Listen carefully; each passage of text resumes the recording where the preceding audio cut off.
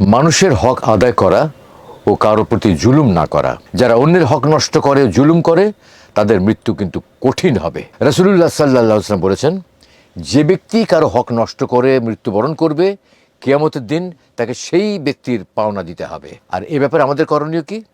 যদি কারো ঋণ বা হক বাকি থাকে, তা পরিশোধ করতে হবে।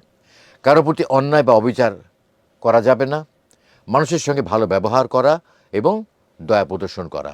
মৃত্যুর প্রস্তুতি নেওয়া ও সর্বদা আল্লাহকে স্মরণ করা। যারা বেশি বেশি মৃত্যুকে স্মরণ করে, তাদের জন্য মৃত্যু সহজ হয়ে যায়। রাসূলুল্লাহ সাল্লাল্লাহু আলাইহি ওয়াসাল্লাম বলেছেন, যে ব্যক্তি বেশি বেশি মৃত্যুকে স্মরণ করবে, তার জন্য মৃত্যু সহজ করে দেওয়া হবে। আমাদের করণীয় হলো প্রতিদিন মৃত্যুর কথা চিন্তা করা এবং এর জন্য প্রস্তুতি নেওয়া, কাফন দাফনের শিক্ষা নেওয়া ও জানাজা নামাজ পড়ার অভ্যেস গঠন করা, নিজেকে জবাবদিহিতার মধ্যে রাখা এবং সৎ জীবনযাপন করা।